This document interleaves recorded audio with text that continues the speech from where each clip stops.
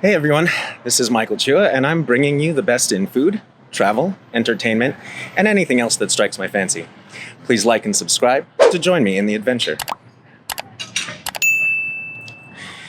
Today I'm bringing you to City Art Collective. City Art Collective emerged in 1998 at 828 Valencia Street to provide a group-operated art gallery space for local quality artists.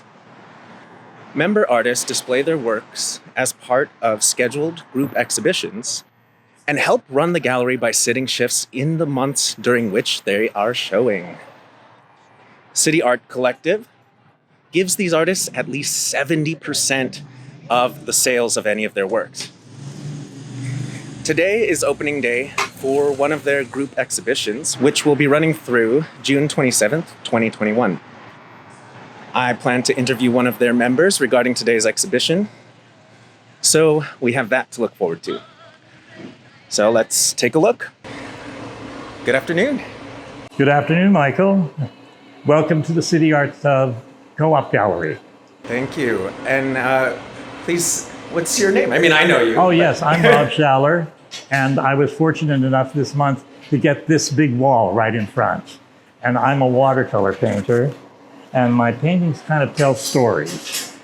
Sometimes they're not contrived to do that, but they become that as I work. So some of these stories are like, I was traveling and I had a lot of experience in different cultures, so I did the masks. This one has a companion piece, this is called Who Will I Be Tonight? And the companion piece has the eyes of all of the masks open, and that's Who Will I Be Today? So, yeah, so that was kind of a fun project. And then, they all sort of have a provenance of their own. This is from Bali. In Bali, there's a certain dance that they do. It's a symbolic dance where the animals are friends of people, and but it's a trance dance. The dancers go into a trance and they point their scythe daggers at their chests and dance around. It's pretty amazing. It's a very, very dramatic dance. So this did not start as that kind of a story, but it ended up to be that way. So this is from, this little piece here is a giclée. I sold the original a long time ago. And it tells a story about, in Hawaii, there is an ancient religion, and this is Ike, sight. The world is what you think it is, or life is a dream. And that kind of takes the viewer through that process of from going from blindness into half sight, and then into full sight, and understanding that he's part of a larger world.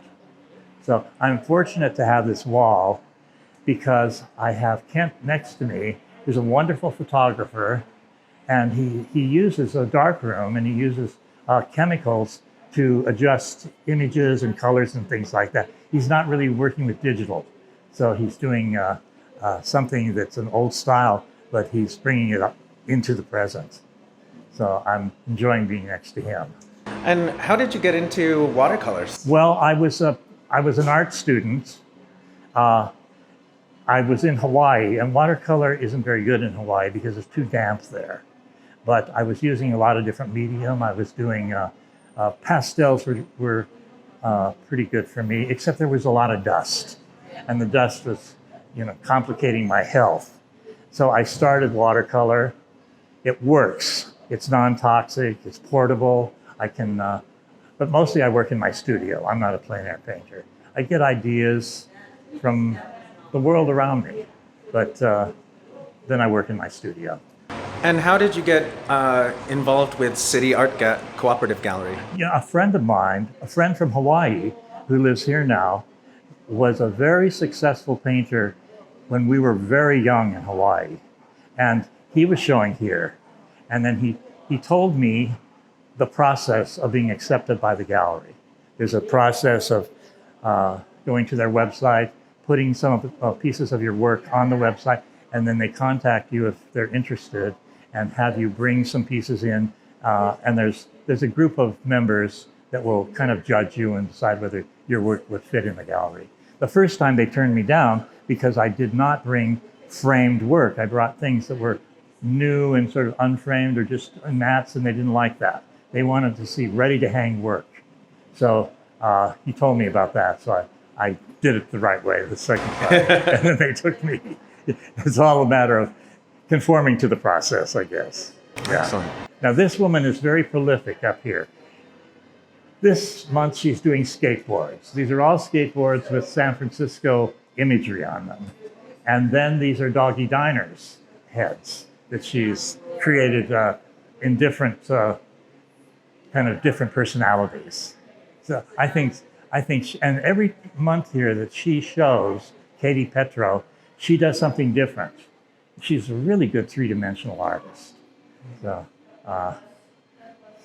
you want to take a little stroll? Yeah, let's look around. So this gallery has pottery, it has photography, it has jewelry, it has some fabric art. You know, people have been making masks, and I think that's running its course because I think we're going to probably be able to lose our masks soon. Yeah, I'm excited about that. Me too. We're all getting double vaxxed and Yeah, that's right. So we're safe, and we're safe around people around us. So this woman is, I think she's an oil painter. She was hanging when I was on Tuesday, but we were more involved in our own work. And this woman, I love these pieces too, especially Kamala with the words, "This little girl was me." That is so telling of her debate with Joe Biden, telling her story about being bused and everything. So I think Jean Hauser did a great job on those. And so we can go back. There's a second room back here of work. This fellow, Andrew Olga, shows here quite often. And his work is kind of illustrative and sort of collage-y, but he takes older images and then puts them together with newer ideas. Okay, so this is Mike Sanchez. He does a lot of wild things with photography. For a while, he was doing big buildings and always Muni old-style buses and streetcars in front of them. Mm-hmm. This one I noticed, you can see he's turned the imagery all upside down. This one I love because I drive a VW Bug, and this is Beetle Boulevard. I like that. I usually buy something when I'm showing here, and I might buy that one. Yeah. So. Do you have a lot of art in your at your home? Oh gosh, yeah. I have more art than I have walls. So, you know, I'm constantly making art and putting it away. You know, my framer works for me when I think I'm going to have a show, and that really makes the art look finished, the framing. Now, this woman has not framed her work. I think, though, it looks great.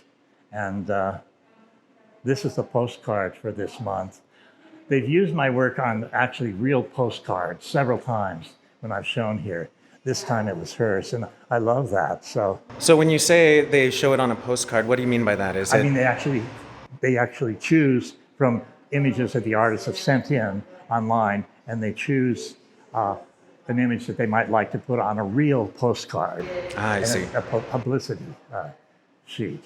So this is Denise Tarantino. These are all Polaroids, and she really does a great job.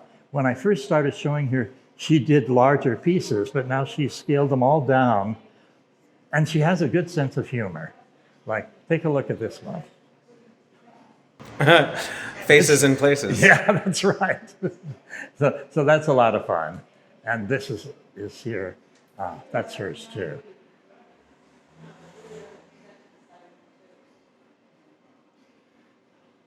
Now, Oscar Boberg, he is also a watercolor artist, but very different than me. He's much more realistic. He likes to do animals and fish and things like that. And I love his rhinoceros. And is there, an artist community? Do you talk to a lot of these artists? Well, yeah, because part of being a part of this co-op is that we work in the gallery during the month that we show. So I work 2 shifts, and Kim does, and Echo does during that month. And you get to you get to know the artists. And under normal circumstances, the gallery has a reception the first Friday that it's open. And there are probably 300 or 400 people that come here and just wander around. And all the artists are here because we all have a little job to do. And we get to know each other and help each other out. It's a lot of fun. Excellent. Yeah. So it is a little community that we get to know each other. This woman is really great at what she does, which is a lot of these buildings and then somehow light coming through.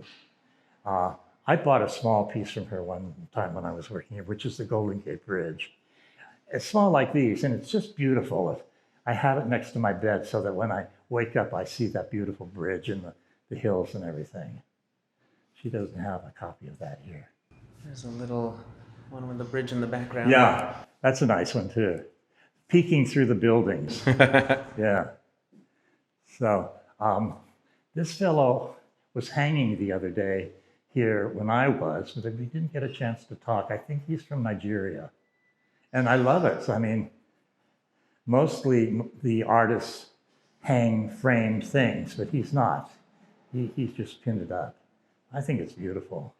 This is our curator, Tom Hines, and he's been photographing and showing for a long, long time. So I hadn't seen this because yesterday, like when I came in to sort of clean things up in my wall, he was just starting to hang it. So this is fun. Look at the way there he is. This is Tom Hines. Yes, they're great, Tom. Yeah, I love them. So I'm happy I finally saw. Look at the bridge, the way that this has worked over here. This is Joe Enright. I think you did a really fun thing with it. I have a painting that I did of the bridge, kind of as a roller coaster, that I've featured in different shows. Anything else that you'd like to tell the viewers? Well, the gallery is at 828 Valencia Street, between, what is this, 19th and 20th, Tom? And it's open from noon till around 9 p.m. It's closed Monday and Tuesdays. But, this is a great place to have dinner around here. There are lots of nice restaurants, and Valencia is a fun street to wander on. So come in, please. Well, thank you so much for taking the time to show us the gallery. Thank you, Michael. Michael, you forgot one thing. And bye. I love that.